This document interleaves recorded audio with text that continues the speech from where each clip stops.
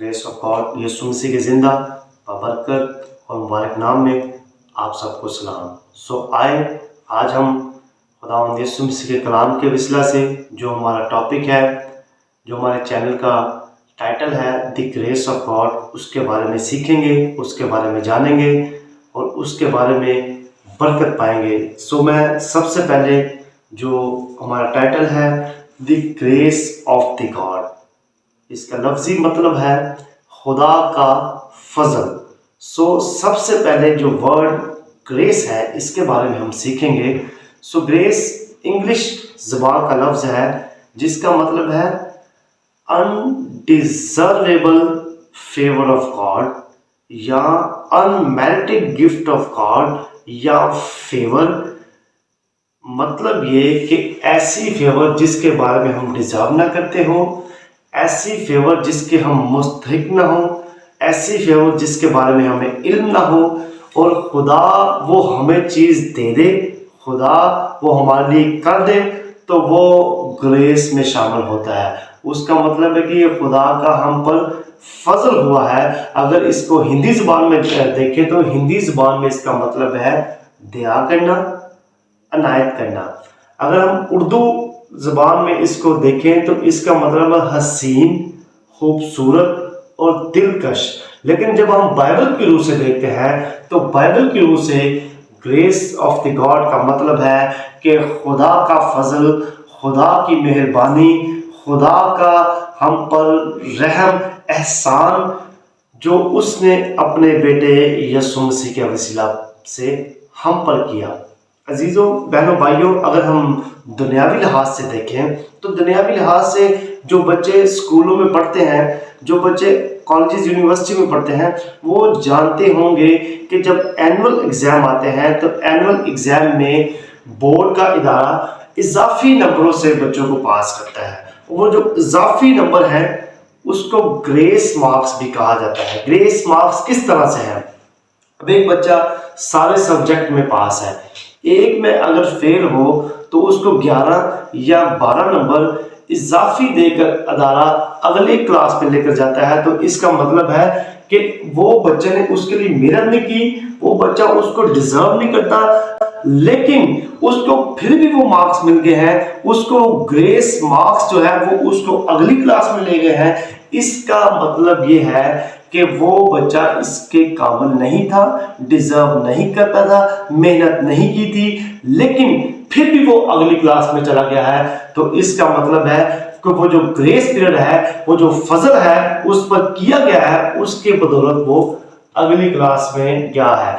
इसी तरह अगर हम जब बाइबल के रूप से देखते हैं तो मुकद्दस लूका तबीब अपने अंजीली बयान में फरमाते हैं। अगर हम उसका पहला बाब और उसकी 38वीं आयत पढ़े तो मुकद्दसा मरियम पर फरिश्ता पहले सलाम करता है, कहता है, और फरिश्ते ने उसके पास अंदर आकर कहा, सलाम तुझको जिस पर फजल हुआ, सलाम तुझको जिस पर फजल हुआ।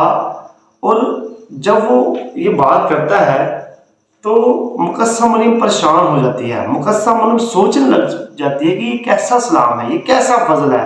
फरिश्ता ने उससे कहा कि ए मरियम खौफ ना कर, तुझ पर खुदा का फजल हुआ।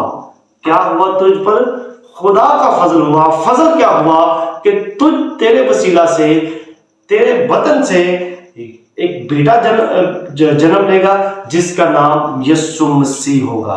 सोचने वाली यहां पर बात यह है, समझने वाली बात यहां पर यह है कि अगर जैसे कि हमने डेफिनेशन पढ़ा कि ये फजल एक ऐसी फेवर है जिसके बारे में हम डिजर्व ही नहीं करते, जिसके बारे में हमें पता ही नहीं है, और वो खुदा हमारे लिए कर दे, तो इसका मतलब है कि खुदा ने हम पर फजल किया। अब देखें कि मुकद्दसा मरियम को इसके बारे में इल्म नहीं है, मुकद्दसा मरियम को इसके बारे में कोई पता नहीं है कि उस पर यह फजल होगा, कब होगा, कैसे होगा, वो इस चीज से बेखबर है। इसलिए वो कहती है कि ये कैसा सलाम है, ये कैसा फजल है।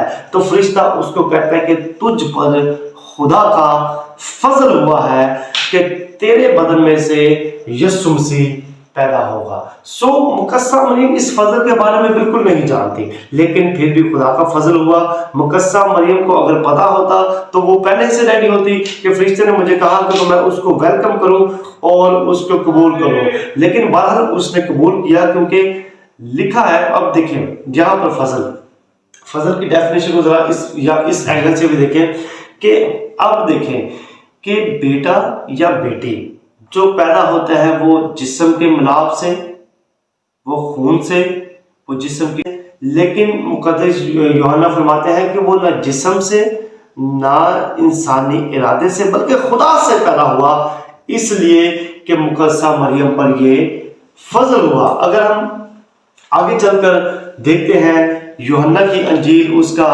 5 बाब उसकी पहली आयत अगर हम पढ़ते हैं तो वहां पर लिखा है कि यरूशलेम में एक हौज था।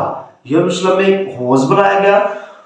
हौज के अंदर मुकर्रा वक्त में जो पानी था उसमें फरिश्ता आता, जो कोई बीमार होता, पानी के जब पानी हिलता तो वो, जब फरिश्ता आता तो पानी हिलता, तो जब पानी हिलता तो बीमार को उस पानी में डाला जाता उस हौज में और वो बिल्कुल ठीक हो जाता। और वहां पर जब यीशु मसीह वहां पर गए, जब यीशु मसीह की वहां पर आमद हुई तो वहां पर एक 38 साल का शख्स, 38 साल का शख्स जो था वो बीमार पड़ा हुआ था, अपनी चारपाई पे था, वो मफलूज था, वो हिल नहीं सकता था, वो आगे पीछे नहीं हो सकता था। जब यीशु मसीह ने उससे पूछा कि तू यहाँ पर क्या कर रहा है, तो उसने यीशु मसीह को जवाब दिया कि जब मेरी बारी आती है, जब पानी हिलता है तो मेरे जाने से पहले ही कोई अंदर चला जाता। तो यीशु मसीह से कहते हैं कि तू क्या चाहता है कि हो? वो कहता है कि मैं चाहता हूं कि मैं ठीक हो जाऊं। तो यीशु मसीह उसको कहते हैं कि चल उठ और फिर, तो अपनी चारपाई उठा, चल फिर और उठ जा। तो वो क्या करता है, फिल फोर अपनी चारपाई उठाता है और उठ खड़ा हो जाता है। अब देखिए यहां पर पहले डेफिनेशन पे आया, जो फजल की हमने डेफिनेशन पढ़ी कि अनडिजर्वेबल फेवर, खुदा की तरफ से ऐसी फेवर जिसकी तवक्को ना हो, जिसके बारे में मेहनत न की हो, जिसके बारे में इल्म ना हो, वो अगर आपको फेवर मिलती है तो इट मीन फजल। अब इस 38 वर्ष के जो मफलूज को खुदा यीशु मसीह ने अपने हुक्म इलाही से बिल्कुल चंगा कर दिया, बिल्कुल ठीक कर दिया।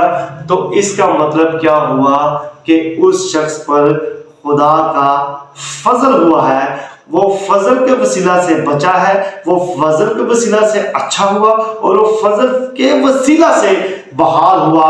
और वो उसकी मुनादी जो है वो जहां जहां जाता है वो यीशु मसीह की मुनादी करता है कि मुझ पर फजल हुआ कि मैं इस काबिल नहीं था, मैं गुनाहों में जकड़ा हुआ था, मेरे अंदर बेशुमार गुनाह पाए जाते थे, लेकिन यीशु मसीह ने अगर उन गुनाहों को देखता तो मेरे को फजल ना होता। अगर कि ये तो गुनाहगार है, ये तो डिजर्व ही नहीं करता, इसका तो हक ही नहीं है शिफा पाना, तो वो कभी भी शिफा ना पाता।